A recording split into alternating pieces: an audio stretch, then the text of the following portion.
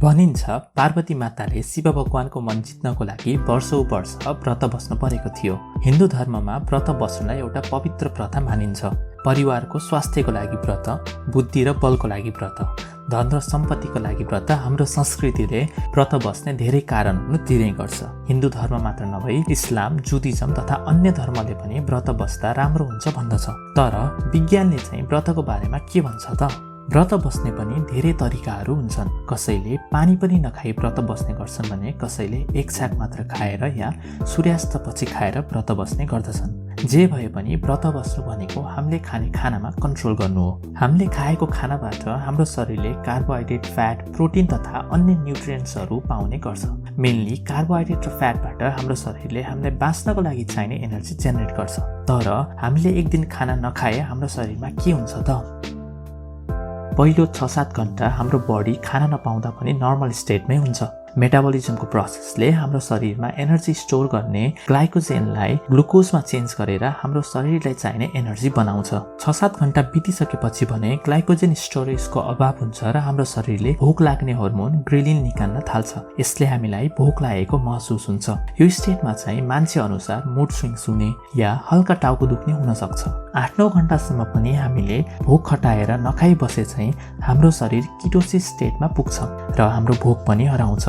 Ketosis स्टेटमा चाहिँ हाम्रो शरीरमा जम्मा भएर बसेको फ्याटबाट एनर्जी निकालिन्छ र यसरी 16 देखि 17 घण्टासम्म पनि नखाई नर्मल स्टेटमा बस्न सकिन्छ। किटो डायटको कन्सेप्ट पनि यो नै हो। किटो डायटको बारेमा डिटेल भिडियो हेर्न चाहनुहुन्छ भने माथि दिएको लिङ्कमा क्लिक गरेर हेर्न सक्नुहुन्छ। व्रत बस्दा हाम्रो शरीरमा के हुन्छ भन्ने कुरा बुझ्नुभयो भने म तपाईलाई व्रत बस्नुको 3 वटा फाइदाको बारेमा भन्नेछु। 1. व्रत बस्नाले वेट लसमा मद्दत पुर्याउँछ। हामीले खाना स्किप गर्दा हाम्रो शरीरलाई चाहिने भन्दा कम क्यालोरी खाइन्छ र यसले मोटोपन घटाउनमा सहयोग गर्छ। फ्याट लसको बारेमा डिटेल भिडियो हेर्न चाहनुहुन्छ भने माथि दिएको लिङ्कमा क्लिक गर्न सक्नुहुन्छ। व्रत बस्नाले blood sugar level, high cholesterol, blood pressure जस्तो कुरामा पनि राम्रो बेनिफिट पुर्याउँछ। व्रत बस्दाको बेनिफिट नम्बर 3 मा चाहिँ BDNF को कुरा आउँछ। BDNF भनेको ब्रेन डिराइभ्ड न्युरोट्रोफिक फ्याक्टर हो, जुन हाम्रो दिमागको न्युरोनको ग्रोथ र क्योरसँग रिलेटेड छ। रिसर्च अनुसार व्रत बस्नाले BDNF को प्रोडक्सन बढ्छ र जसले गर्दा हाम्रो दिमागको फङ्सनालिटीमा सहयोग पुर्याउँछ। BDNF को बारेमा डिटेल भिडियो बुझ्न चाहनुहुन्छ भने कमेन्ट सेक्सनमा मेन्सन गर्नुहोला। हामी यसको बारेमा डिटेल भिडियो बनाउनेछौँ। व्रत बस्नाले हुने फाइदाको कुरा गर्दै गर्दा सबैजना व्रत बस्न पर्छ भन्न खोजेको भने होइन।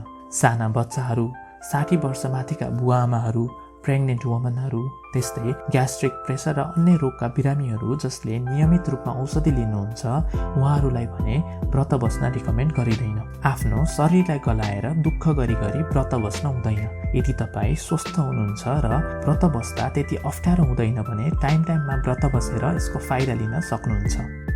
आजको भिडियो मन परेमा लाइक, सेयर एन्ड सब्सक्राइब गर्नुहोस्। तपाईलाई हेल्थ रिलेटेड कुनै पनि क्वेसन भएमा कमेन्ट गर्नुहोस्। हामी सबै कमेन्टको आन्सर गर्नेछौँ।